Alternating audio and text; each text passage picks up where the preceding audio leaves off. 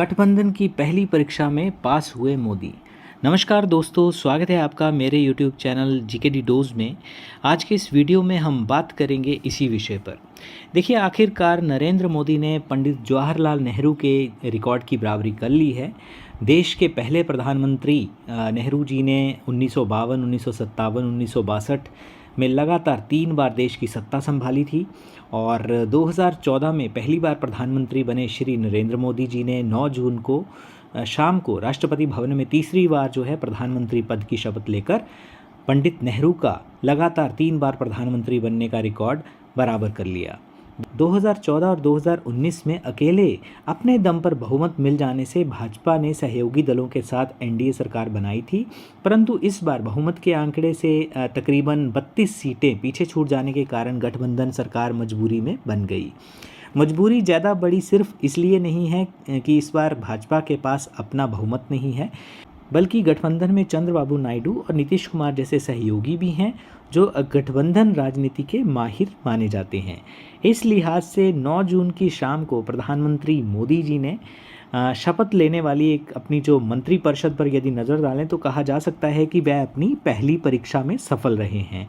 शपथ ग्रहण में एनडीए के सभी घटक दलों के नेता मौजूद थे और मंत्रिमंडल में प्रतिनिधित्व को लेकर किसी भी तरह की कोई नाराज़गी अभी तक सामने नहीं आई है। हाँ, ये ज़रूर है कि एनसीपी के अजीत पवार गुट के मोदी मंत्रिमंडल में शामिल ना होने से अवश्य महाराष्ट्र की भावी राजनीति को लेकर कुछ कयास लगाए जा सकते हैं। मात्र एक लोकसभा सीट जीत पाए उप मुख्यमंत्री अजीत पवार की एनसीपी की प्रफुल्ल पटेल को स्वतंत्र प्रभार के साथ राज्य मंत्री का पद का ऑफर दिया गया था। इसे अतीत में कैबिनेट मंत्री रह चुके प्रफुल्ल ने अपना डिमोशन, एक तरह से डिमोशन ही बताया, उन्होंने डिमोशन बताते हुए अस्वीकार कर दिया।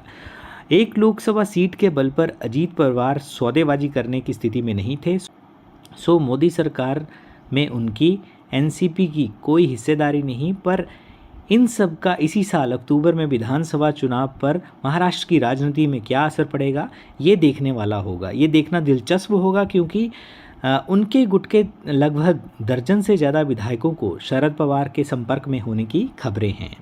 शिवसेना तोड़कर मुख्यमंत्री बनने वाले एकनाथ शिंदे कहीं ज़्यादा कमज़ोर आंके जा रहे थे, लेकिन कम से कम लोकसभा चुनावों में उनका जो प्रदर्शन रहा है वो अजीत पवार की एनसीपी से अच्छा रहा है, जिसका पुरस्कार उन्हें मोदी मंत्रिमंडल में एक कैबिनेट और एक राज्य मंत्री के रूप में ऑलरेडी मिल चुका है। महाराष्ट्र से कुल 6 मंत्री बनाए गए हैं, जिनमें भाजपा की रक्षा खड़से भी शामिल हैं, जिनके ससुर एकनाथ खड़से फिलहाल शरद पवार की एनसीपी के एमएलसी हैं और जल्द ही अपनी पुरानी पार्टी यानी कि भाजपा में वापसी करने वाले हैं।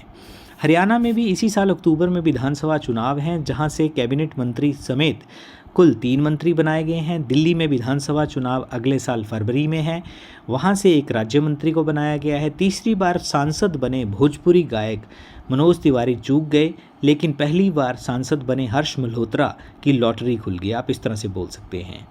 मोदी सरकार में इस बार प्रधानमंत्री के अलावा 30 कैबिनेट मंत्री, 5 स्वतंत्र प्रभार वाले राज्य मंत्री, 36 राज्य मंत्रियों समेत कुल 71 मंत्री शामिल हैं। राजनाथ सिंह, अमित शाह, नितिन गडकरी, निर्मला सीतारमण, पीयूष गोयल जैसे पुराने चेहरे तय माने जा रहे थे, लेकिन भाजपा के राष्ट्रीय अध्यक्ष जेपी नड्डा और हरियाणा के पूर्व मुख्यमंत्री मनोहर लाल और सभी 29 लोकसभा सीटें जिताने वाले मध्य प्रदेश के पूर्व मुख्यमंत्री शिवराज चौहान के रूप में कुछ नए चेहरे भी शामिल हुए हैं। इस बार मोदी मंत्रिमंडल में पूर्व मुख्यमंत्रियों की संख्या 5 है। जीतन राम मांझी, सर्बानंद सोनोवाल और एचडी कुमारस्वामी भी क्रमशः बिहार से, असम से और कर्नाटक के मुख्यमंत्री रह चुके हैं। जेपी नड्डा को मंत्री बनाए जाने के चलते भाजपा को नया राष्ट्रीय अध्यक्ष चुनना होगा। वैसे भी लोकसभा चुनाव के चलते बढ़ाया गया नड्डा का कार्यकाल इसी महीने यानी कि इसी महीने जून में समाप्त हो रहा है। नड्डा के मंत्री बनने के साथ ही अनुराग सिंह ठाकुर का पत्ता इस बार कट गया है। मात्र 4 लोकसभा सीटों वाले हिमाचल प्रदेश में से एक से ज़्यादा कैबिनेट मंत्री बनाए जाते तो अन्य जो बड़े राज्यों हैं और सहयोगी जो पार्टीज़ हैं उनके साथ असंतुलन पैदा हो जाता। वैसे चुनाव से ऐन पहले कांग्रेस छोड़कर लुधियाना से सांसद रवनीत सिंह बिट्टू इस बार चुनाव हार जाने के बावजूद मोदी सरकार में राज्य मंत्री बनाए गए हैं। शायद भाजपा रवनीत सिंह बिट्टू को भाजपा की राजनीति अपने सिख चेहरे के रूप में आगे बढ़ाना चाहते हैं। बिट्टू आतंकवाद से संघर्ष में शहीद हुए पंजाब के कांग्रेसी मुख्यमंत्री बेअंत सिंह के पौत्र हैं। इसी रणनीति के तहत केरल में भाजपा का खाता खोलने वाले अभिनेता से राजनेता बने सुरेश गोपी को भी मंत्री बनाया गया है। यदि नए चेहरों की बात करें तो सहयोगी दलों में चिराग पासवान, जयंत चौधरी शामिल हैं। इस बार मोदी मंत्रिमंडल में कुल 72 सदस्यों में से 10% महिलाएं हैं, जबकि ओबीसी, एससी और एसटी समुदाय में से 42 मंत्री बनाए गए हैं। तो संभवतः इनिशियल बेसिस पे आप ये कह सकते हैं कि गठबंधन की पहली परीक्षा में जो एक एडजस्टमेंट करनी है, संतुलन बनाना है, उसमें कहीं ना कहीं प्रधानमंत्री मोदी पास हो चुके हैं। तो दोस्तों ये था एक छोटा सा वीडियो और आई होप कि आपको वीडियो अच्छा लगा होगा। चैनल को सब्सक्राइब करें और वीडियो को फैमिली और फ्रेंड्स के साथ शेयर करना ना भूलें। वीडियो देखने के लिए आपका बहुत बहुत आभार, बहुत बहुत धन्यवाद।